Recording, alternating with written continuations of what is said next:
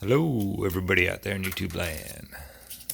This is Good Times for All. There's Zachary Zabala here if you prefer. Today's video, we're going to take a look at polarized light and reflections. We have our camera here pointed at our original light source, which is a flashlight, and our reflection, which is a hemispherical lens.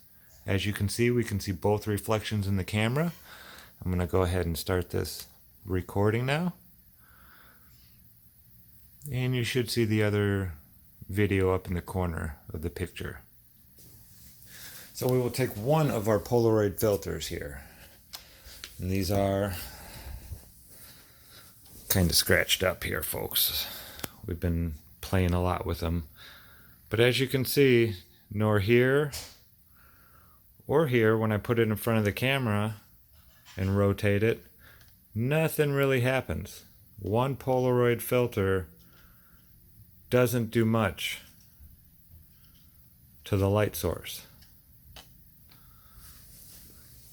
What I found was very interesting though, when I cover the original light source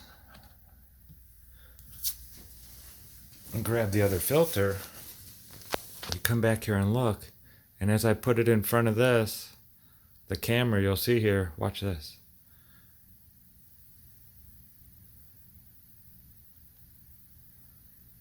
You can block out the original light source, but the reflection still remains just as bright.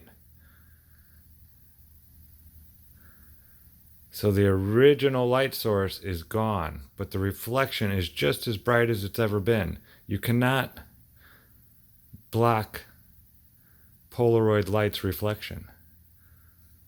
I can put it up here and you'll see the reflection stays nice and bright, but the background, there has to be a Polaroid filter over that original light.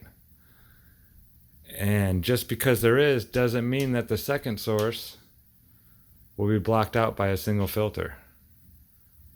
We would need an additional filter to block out the reflected light over the reflected light itself. See, if I were to take this and lay it over this, now that one disappears and is gone. So it all has to do with a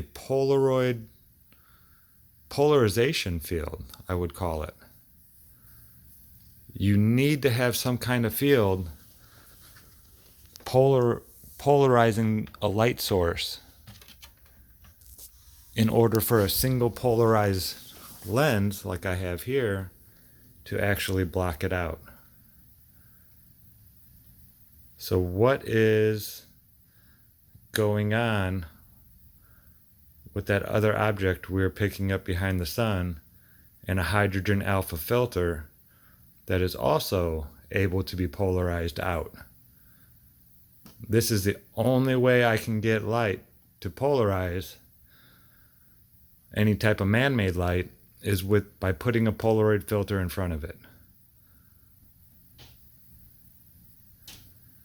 So I just thought that was interesting. But that's the basics of the whole, why this other object we're seeing up there in the sky, why it being polarized is so big. The original light source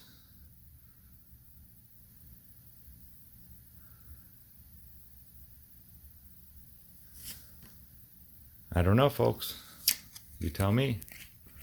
This is Good Times for All here, signing out. As always, thanks for watching.